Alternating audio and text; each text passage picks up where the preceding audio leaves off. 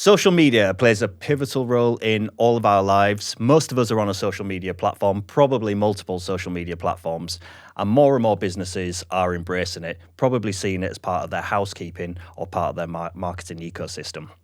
But what does it really mean to businesses? Is it relevant? Should they be on it? Are they using it correctly? Should they be going viral? What does viral even mean?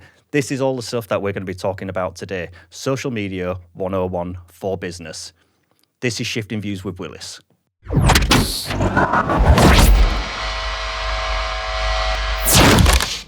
Welcome to Shifting Views with me, Wayne Willis. This podcast is all about shifting views in business, community, and society. My guest today is a social media guru. He is the founder of Different Resonance, a social media management and content creation agency.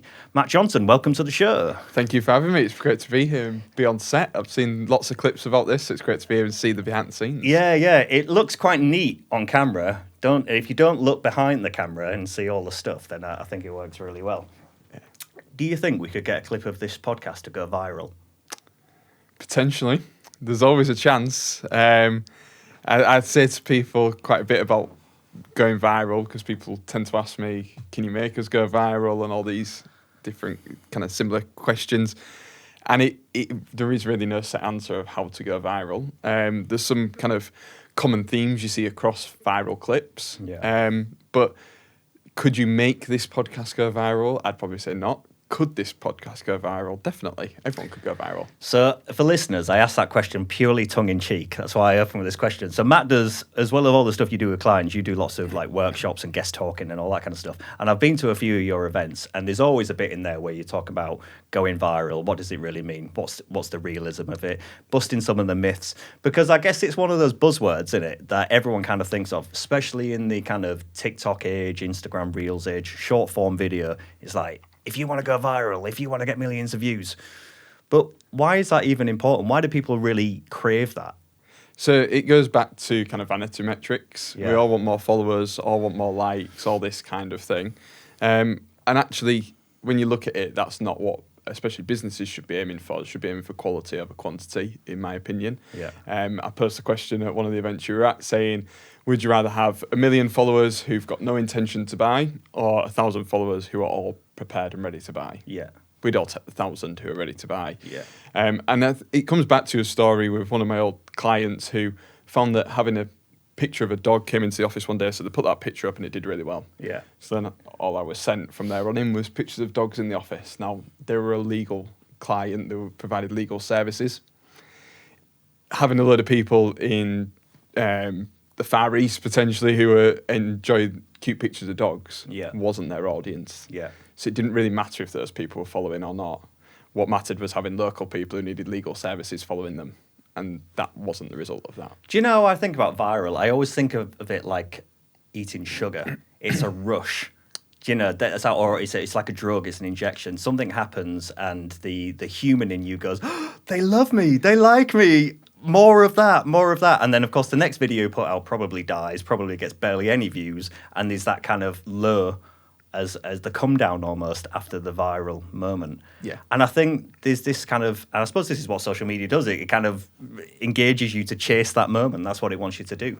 Yeah, and that's the thing is I always talk to clients about the fact that social media is an awareness tool, not necessarily a sales tool. Yeah. It can be used for sales, but the primary function of social media is to get out there in front of more people. So that's why people should use it. The other thing as well is people always talk about viral in terms of a good thing.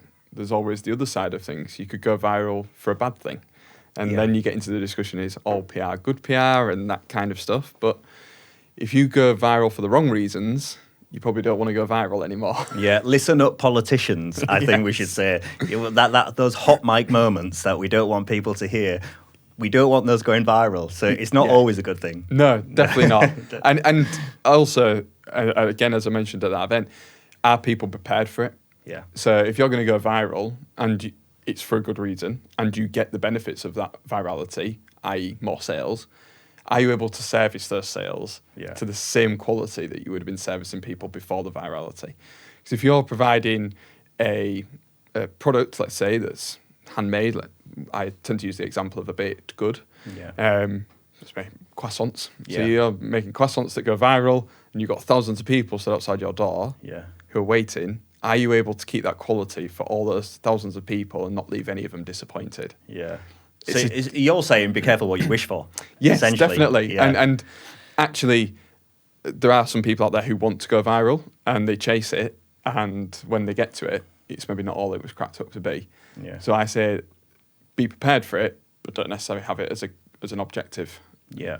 That you, I think also thinking about engagement as well, and we'll move off this in a second, but I was also thinking, particularly in the likes of, say, TikTok or Insta Reels, or those kind of short form swiping apps, if you get loads, and I'm talking as a business here, if you get loads and loads of engagement, loads and loads of comments, stuff like that, then your job at that point is to keep the engagement going. So you've got to respond to everything, and you've got to, maybe you reply with a video, maybe you reply with a comment, or whatever. But either way, that is time. That's something you're going to have to put into that. And you have to be almost careful what you wish for there, because if you're not continuing that engagement, then you'll lose it. So you're kind of setting yourself up for a full-time job in a way if it is successful. If you have lots of virality or lots of viral videos, then you've got to think, how am I going to even handle that, let alone provide the service if they want to buy something?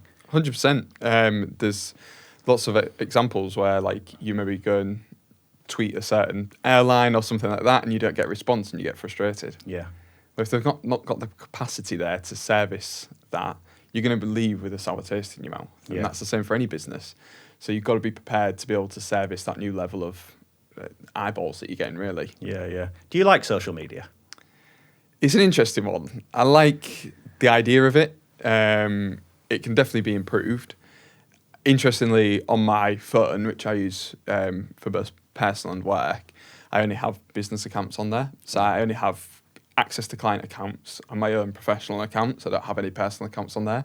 It's on my iPad, which is only Wi-Fi, and at home that I have my personal accounts that I actually log into. And I do find that working on social media all day, I don't actually want to be on it on an evening as much as I probably used to before I started working in social media. Right, so that was a conscious decision then, to separate yourself from your own personal social profile. 100%. I just found that, one, there's the professional side of it in terms of slipping up. I worked at a company before where everyone who had access to the business profiles had to have it on a separate device to what they had their personal profiles, because they didn't want them going out getting drunk and then accidentally posting to the wrong account. So there's that side of things. It means that worst case scenario, we post the wrong thing to the wrong business rather than something personal to a business account. But yeah, like I say, I spend most of my day on social media in some form. So I see a lot of what's happening anyway. Recently, took my X account off my phone as well. So I've only got and that was a more professional account, but I've taken that off as well now. Let's get into your world, because this is a bit I'm quite interested in. So you're working primarily to help businesses navigate social media, use it to add value to their own business, and help them develop kind of content and the outputs of social media to help kind of move them forward. I guess the first question is it a necessity for businesses to be on social media? Not necessarily, but I think it's remiss of people not to be on social media. It's a free tool, essentially. There is the premium models. You can pay for advertising, but you can use social media for free to promote yourself. So I think it's remiss of brands not to take hold of that opportunity. Yeah, and you say brands, but what about small businesses? What about Dave's shoe shop on the high street? Again, it's a free opportunity to get your message out there. We talk about TikTok a little bit before, and this idea that you'll have seen it, this 200 view jail or whatever level of views it is that people think they're in this jail. And if you had to go out and speak to 200 people in the street and get your message across, that'd be quite a lot of people that you'd be speaking to. Yeah. Take a lot of time. Yeah. You can do it for free every single day, any time of the year on social media. So it's not a necessity, you're saying, but it would be illogical not to be exploited it. Yeah, I think it's a no-brainer. I think there's certain, probably like very niche businesses where they'd say it's not right for us, maybe safeguarding concerns, potentially. So if you're like fostering or that kind of thing, then yeah, probably not. But for the 99.9% of businesses, it's a free opportunity to promote your brand.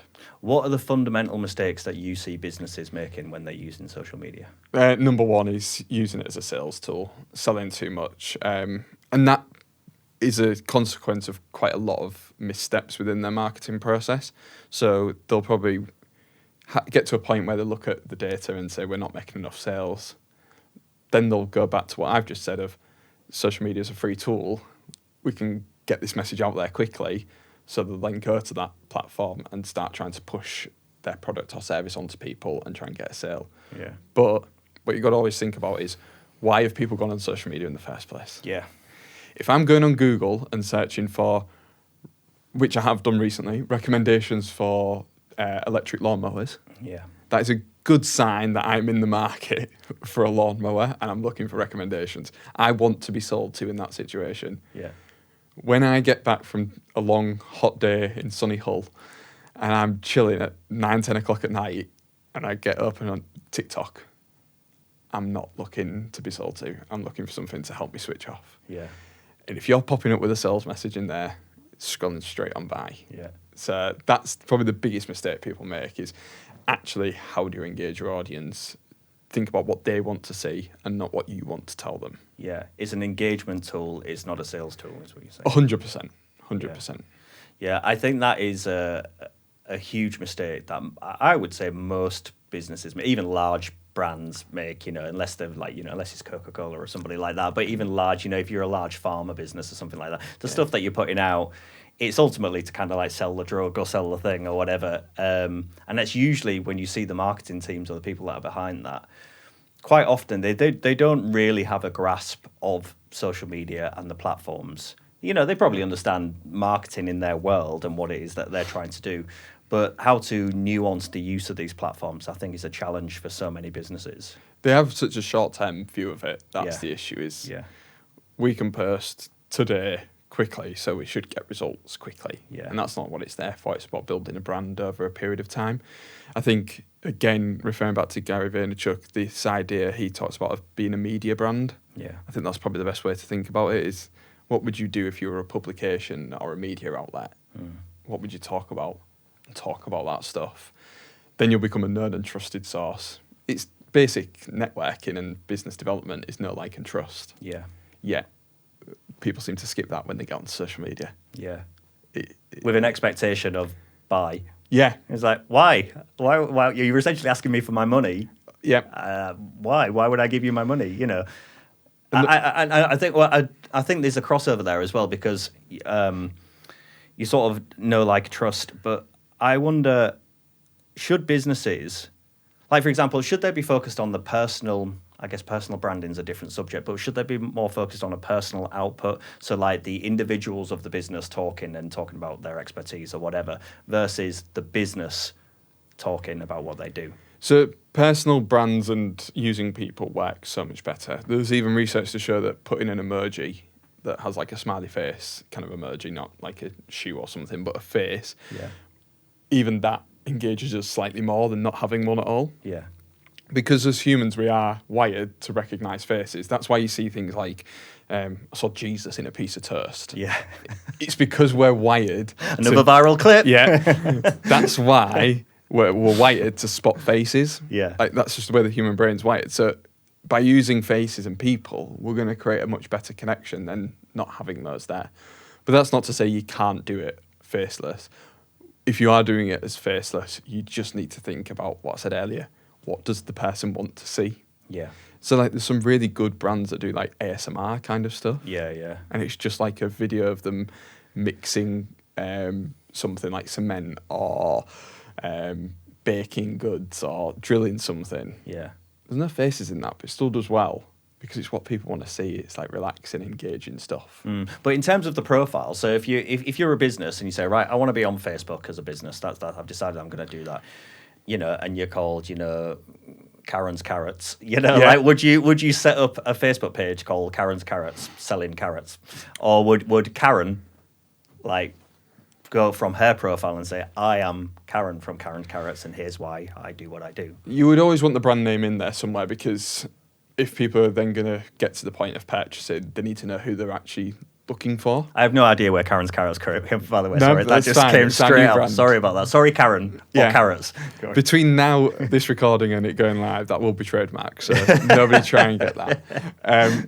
But yeah, so when they get to the point where they're buying their carrots, Yeah. they can't just, well, in that case, they can search Karen and carrots, and it probably would come up. But, Yeah. you know, if you're selling something a bit more specialist and you've got a certain name, because this is the thing with the way the business world is now, you have to pick a slightly different name because domain names, handles, all that kind of stuff, actually earning the name's quite tough. Yeah. So you would want something in there that, so when people go to that direct search phase where they're going, I want to buy something from different resonance. If they put Matt social media in, I'm probably not going to come up. But if they put Matt different resonance in, Right. I'll come up. Right. So you need to make sure they're aware of what that brand name is so Yeah. that they can search for it. But would you have a dedicated page for it, or would it be, you would still have a dedicated Yeah, I page? would always have a dedicated page for it because the social media pages, essentially the way that they work is that they want you to stay on site as long as possible. So if you're sending them off to your website, they don't like that because they can't sell advertising against you being on the platform. So you can almost create your page almost like a home page on a website, or Yeah. that kind of middle step so that they can go there, see a bit more information without having to leave the platform. So Yeah. you're making the social media platforms happy, but they can also find the information they want, and then when they're ready to buy, there are even tools you can use on the platforms to sell through the platforms, Yeah. but there is also that expectation. Well, I suppose that's interesting because the platforms have adjusted over the years, haven't they? And they've started, as you said, they've started introducing kind of marketplaces and e-commerce and all this kind of element to it. And I suppose the idea is so you can essentially run your business through the platform. You know, Yeah. if you want to sell that product or service, whatever it is you do, you say, no, you don't need to send them to your website. You can just do it right here. Get them while they're hot. You know, Yeah. I guess that's what they're trying to say. I mean, would the social media platforms, if just thinking about, say, a TikTok shop or something like that, or Facebook Marketplace, you know, could they even supersede websites, eradicate the need for websites to some extent? Yeah, 100%, and that's what they want. Yeah. Because, as I say, the longer a user is on that platform, the more time they've got to serve you ads, and that is how they make their money. Yeah. So if they can keep you on platform for as long as possible, then they're happy. A really good example of how that works is not necessarily commerce, but you'll have seen potentially on TikTok, if you're watching a podcast, you might see a clips channel for the podcast. Yeah. They can do really well because the main podcast channel will probably have a link in their bio that sends you to their YouTube or to Spotify or to Apple Podcasts to listen to the full thing. Yeah. So that's sending them off platform. Yeah. The clips channel will have the same clip that's on the main profile, but that clips channel will be sending you to the main profile. Right. So let's say you've got Shifting Views podcast, that's it. Then you've got Shifting View Clips. Well, Shifting View Clips is sending people to Shifting Views, which is still on TikTok. Yeah. So the platform's like that because you're in a loop then that keeps you another step, keeps you on the platform. Yeah. Whereas the Shifting Views profile, which sends you to YouTube to watch the full episode, is taking you off platform. Yeah. So you see that in real life in the fact that the clips channels can sometimes outperform the main channels. And I know for a fact that some of the biggest podcasts you'll see, their clips channels look like fan accounts. They're not. Yeah. They're the actual podcast who've set that up. Yeah, I've seen it because loads of them do it. A Diary of a CEO, people like that. They've got those loads of them, and Yeah. you think, am I not already following that? It's like, well, you are following the main podcast, Yeah. but actually, there's a multiple stream of channels here that are essentially just keeping you. Well, one, it's multiple content that's going out, so that's it's more reach. But also, as you say, it's keeping them on the platform and it's keeping them in the ecosystem. Yes. Yeah. And that's what they're after. So you will probably get to a point where there are some businesses where it just doesn't make sense to be paying for a website because I can keep you all on one platform, deliver all of the deliverables I want to deliver. I was speaking to a guy last night at a networking event. It was a barber's. Yeah. He doesn't have a website. Yeah. He has his Instagram. He has his Google business profile. I think he might have mentioned one other. But that's all he needs. Yeah. He doesn't need a website. So on that note then, there's a plethora of platforms. There's so many social platforms out there, but we all know kind of the main ones. If you're a business, how do you choose? Which platform should you be on? So it all goes back to understanding your customer. So creating a customer persona, which is, if you've not heard of that before, essentially creating this one ideal customer that it kind of represents your customer base. So you would go down to what gender are they? How old are they? maybe what's their job, what are their interests, hobbies, what do they watch on TV, what music do they like, give them a name, everything.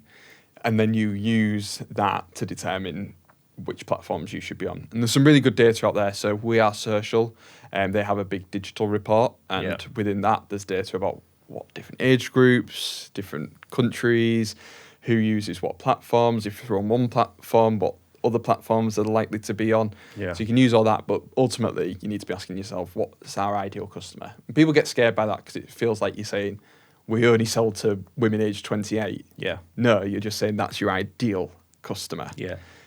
You obviously sell to women aged 27, and then you're kind of phasing out of there and building kind of the customer profiles around that central identity kind of thing. You've got to try and talk to somebody rather than everybody. Yeah. And that's what that helps you to do. If you're honing your message on one person, it's more likely to resonate with them impactfully than being quite vague and broad. Yeah. I suppose it's about kind of doing your research a little bit as well, because just like any other service, so social media is a service from a business perspective. It's a service to use. It's a tool. And just like you'd use that as a tool in your marketing suite, in the same way you might buy a piece of machinery or a tractor, it's something that you'd be like, why am I investing in this? Either financially or time-wise, why am I investing in it? And what is it giving me in return? What's my goal with this? And I suppose when you're trying to identify which social profile you should be using, if any, those are the why, I guess, is the question. Why are we doing it? Yeah, and that's where that customer persona comes in really well, because you can ask yourself, is this relevant to the customer persona? And it might be that you have 2 or 3 because you've got different service offerings. So, for example, I have a new offering coming out which will be aimed at much, much smaller businesses. So the way I speak about that, the way I approach that will be completely different to how I approach bigger businesses. Sure. So you might have multiple customer personas, but when you're trying to talk to that customer persona, you need to look at it and say, does the activity that I'm doing apply to it? And if it doesn't, how am I justifying this activity? Because there are times where you do just need to do, it might be something like, for example, let's say women 28, and you find, and this is all hypothetical, but you find that the charities they most like to engage with are animal charities. But you personally really want to support a local armed forces charity. Right. Now you look at that and go, well, it doesn't really align, but the reason you're doing it is for a different reason, so you would then justify it. But if you're going to talk about something that happened on an armed forces, like SAS Who Dares Wins last night on TV as part of your content, you've got to look at that and say, well, why am I talking about this? Because it doesn't appeal to the women that I'm trying to approach here. Yeah. I need to be talking about, I don't know, Love Island, for example. And it can be really stereotypical and people hate that. Yeah. But that tends to be how it works. So if you can use that persona to ask, is what I'm doing relevant? And if it isn't, can I justify it? Yeah. It's all about strategy, though, isn't it? And people hear that because it sounds like work, doesn't it? But fundamentally, there has to be, social media is part of a marketing suite. And, you essentially, if you're just kind of lucky dipping, so you go on all the platforms and you just post anything you can post out because you feel you need to be on social media, then, you won't even be able to measure the effects because you don't know what effect it is that you're trying to achieve. Yes. And I think so many businesses, and I've worked in many marketing roles in businesses, and you can tell that the hierarchy, the leader of the business, really doesn't understand it. And they'll say to you, I need you to be posting 5 times a day on Twitter. And you say, why? Why do I need to post 5 times a day? We need to be there. Why? We're not posting enough. Look, people don't know us. Tell them about our new red, tin. And you're like, why? And it's that conversation. It's being very clear and saying, why? Why are we here and what are we trying to achieve with it? And if it is that you're just trying to sell more tins of beans or whatever it is that you make, you're likely to be disappointed if you're looking for that quick result, because that's not what it is. And also, like, having worked in the world of marketing, we get obsessed with excited by things that the general public just don't care about. Yeah. So someone will go through a rebrand and people will be up in arms about it in the marketing world. Yeah. You ask anyone on the street, they haven't even noticed that there's been a rebrand. So you've got to ask yourself, why are we doing it? What's the reasons we're doing it? And try and justify it. Yeah. I mean, there's a whole bit, isn't there, about whether customers care about brands, and there's so many for and againsts from that, but I agree with you. I think if people aren't thinking about that, if Heinz or somebody releases and says, look, we've redesigned the H in our Heinz, look at our new logo, Like, do you think Mr. and Mrs. Joe Public are even the slightest bit? They're more concerned of how much did it cost to buy the can. That's Yeah. probably where their heads at, and not. It goes you know. back to the 4Ps of marketing. If you change one of them, people are probably more likely to get up in arms. So if you change the price, people are going to get annoyed. If you change the product, it's a new recipe, people get annoyed. If you change where they can buy it, so if you said, oh, we're not stocking Asda anymore, people would get annoyed. And then the promotion is the last one. And actually, people don't really care too much about how you promote it, Yeah. as long as you're not doing anything too controversial. Yeah. So then first three, which people forget are marketing, Yeah. are the ones that probably impact people the most. Yeah. Yet they're the ones that are probably taken away from marketing in most organisations. Yeah. It's interesting. So fundamentally, you're saying with social media, businesses really, they should be embracing it because it's there, and it seems silly not to. So you should be using it, but you should be using it in a strategic, purposeful way, and not essentially trying to either go viral or get quick wins, because that just isn't going to happen. Yeah, it's a long-term investment, is social media, which is hard to get across to people because it's free and it's instant, but it is a long-term investment for a lot of brands. Yeah. In terms of investment, either financially or in time, what do businesses need to be aware of when they're thinking about, okay, we're going to really drive into this social media game, it's going to become part of our marketing suite, we're going to use this as our vehicle? What considerations do they need to be thinking about, particularly, I guess, in terms of times and resources? Essentially, social media management can be a full-time job, Yeah. and possibly even more than that, Yeah. depending on how much output you want, how engaged your audience is. It goes back to what I was saying earlier about going viral. Even if you're not viral, but you've got a really engaged audience, it's going to take up more time than an audience that isn't engaged. So the benefits of it, which is having engagement, create more work. And then also there's the side of things where you might want to put budget aside for paid activity. Paid ads are a great way to reach new people. And especially if you are in that phase where you do need some quick wins in terms of potentially sales, you could retarget an audience or build your audience up quite quickly through paid, much faster than you would through organic generally.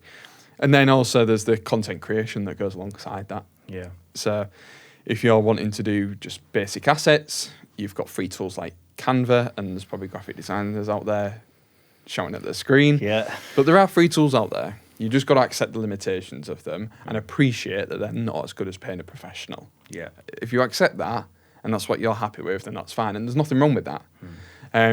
Also, the idea of video, you can have a big camera setup, or you can do stuff on your mobile. It completely depends. It depends what kind of message you're trying to get across, what's the point of the post, how quickly did you need that post, all these different things. But it is a how long is a piece of string question in terms of time and resources. The more you put in, the more you're going to get out. Do you know what it is? The reason I asked that question, and I can't remember it, I'm sure I saw somebody post on LinkedIn the other day. It might be a mutual connection, I forget now. But basically, someone was posting on there saying, people really don't understand what goes into creating a small piece of content. They're like, I think he was making a reference to somebody in a business saying, can you just quickly post that on social media? And he was sort of saying, it's not just a thing, you don't just quickly post something. There's a whole element, especially if you're on multiple platforms, of clipping, editing, copywriting, downloading, WeTransferring, airdropping, all of these elements, tweaking, coloring, whatever it might be. It's not just pop that up and, create a quick meme for me or just create a quick graphic. That's an hour of time. Do you know what I mean? Do you know what I mean? It's not just like, you just do it. And I think it's that understanding of what actually goes into creating content. If you ask somebody to create a post, I think they'd be surprised by the complexity of that task and the fact that none of the platforms are the same. They've all got different requirements, different things they need you to do, different tools you need to use. Ratios. All this different stuff. Yeah. And it goes back to what I said at the beginning of that event you're at. Anyone can do marketing. Anyone can do marketing. It's very hard to do good marketing. Yeah. Because we can all write a tweet, we can all take a picture, but is it a good picture? Is it a good tweet? Probably not. Yeah. I guess this is why you're in business. Yeah, I'd like to think so. And I suppose that's another point, really, which is there's definitely merit in bringing external people in to manage this kind of world, social media and content, isn't there? Because I think you've touched upon not only the skill set and the time requirements and the strategic approach and all of that kind of element of it, which I guess is the business side of it.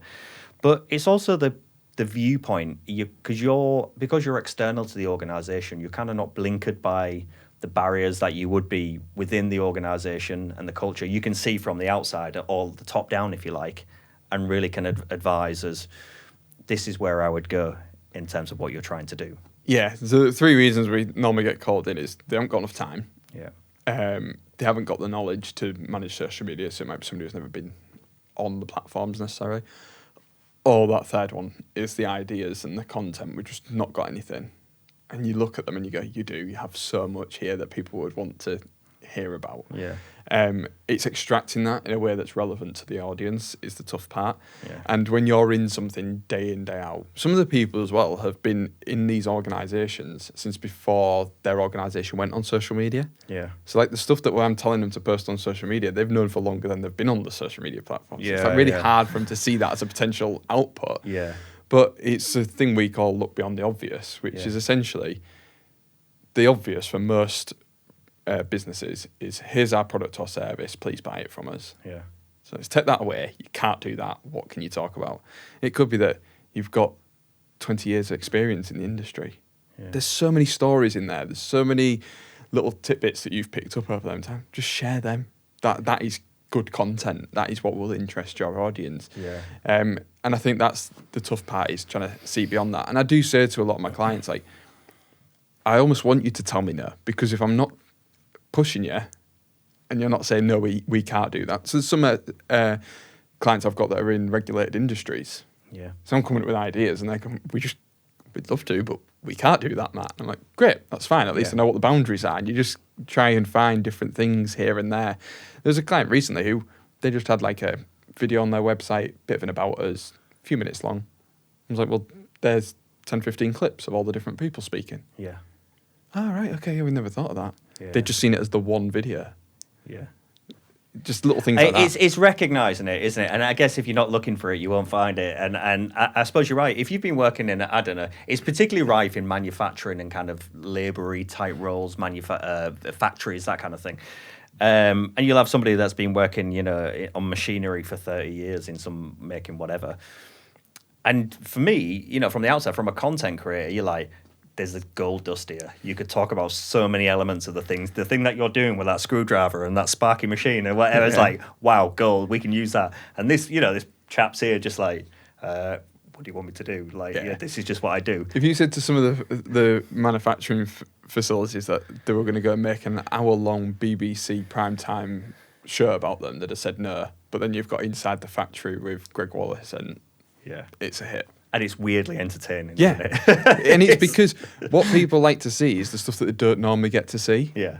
So if you're like saying, well, here's our product or service, I can see that anytime. I come into the bakery and I see them croissants on the front. I see them all the time. I want to see what goes on behind the scenes. Yeah. What's happening backstage. It's a weird kind of voyeurism, isn't it? Yeah. So you just kind of want to know, how did they get that screw or how did they pump? It's just that thing. I don't know what I suppose it's the inquisitiveness of humans. Yeah, definitely. It's like all the talk of like backstage at Disney and stuff like that. Like, it'd just be so interesting to go look at it all. Yeah. But yeah, that's what you need to show people is the nooks and crannies. And of course, on social media, in terms of clips and things, behind the scenes and things is quite a common trend now, isn't it? Everybody's showing behind the scenes of something. Yeah. Particularly, well, more so, I guess, in like entertainment world and, backstage or whatever. But like everyday businesses can learn from that and they can utilize these trends. 100%. And that's the thing is, back in the day when it was just traditional media, to spend your big ad campaign budget on showing them something a bit dirty and greasy from behind the scenes would have been a bit like, well,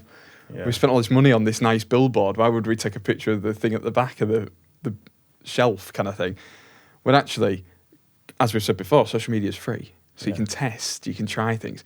And ultimately, people don't care. A lot of businesses I talk to are worried about, well, if we do that, it will look good. Yeah. People don't care. No. They want insight. They want to fulfill that intrigue. I suppose the key is adding value, isn't it? You're either entertaining someone, you're informing someone, you're educating them in some way. Where are you adding value? Why should the person stop scrolling? I mean, I guess you've always got to ask yourself that question. Yeah. If you're kind of holding up your product and going, hey, look, we got this and you should buy it, then like people are just like, whoosh, I don't want to look at that, But if you've got something really, that it does something really cool, like if you've got the best I don't know, bleach cleaning product or something.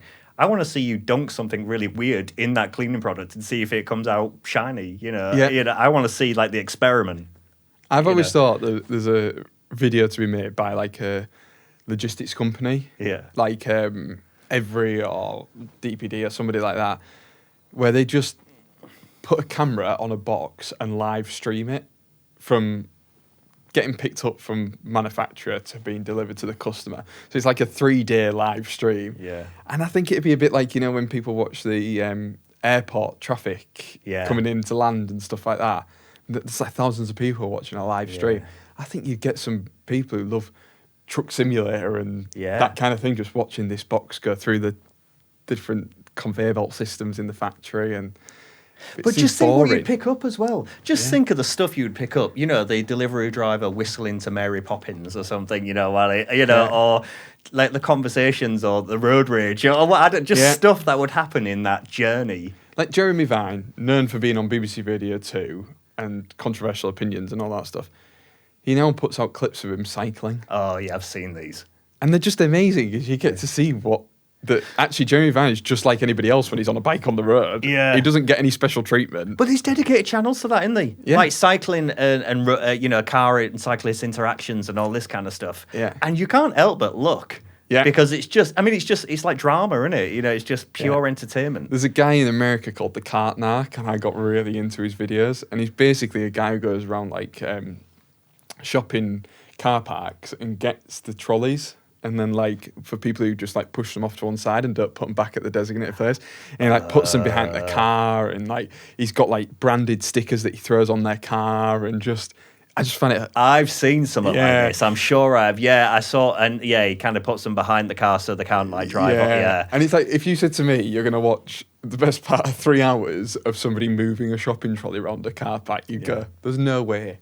I suppose the ideas are in the most... Well, the thing is, you touched upon it earlier on, we all have a million ideas all the time. We're riddled in ideas. The problem is being able to kind of net them and harness them and use them and produce them in some way. Yeah. And I think that's where social media and content strategy is there, because you kind of... Your tips there are you're saying you need to set your audience, like who is it you're trying to talk to, what are they about, what are they thinking about, what do they look like, what are they into, what's bothering them, and then kind of all of this stuff that you do, find the bits the levers you can pull. Yeah, and there's 2 different ends. There's like the big glitzy campaign end where you probably would want to put a bit more polish on it all. Yeah. But then there's the other end of things, which is the day-to-day content, which is going out on a free platform like social media. And that is where looking beyond the obvious comes in, because it is just about them little tweaks, changes you can make to what it is that you're doing. Find interesting little things around the office to talk about that can engage people and build that brand, build that connection with them. There's a company in Leeds called Get Baked, I believe, and they've created the Bruce, which is essentially the cake from Matilda. Right. And they show themselves making it, going and buying the stuff, all these different things.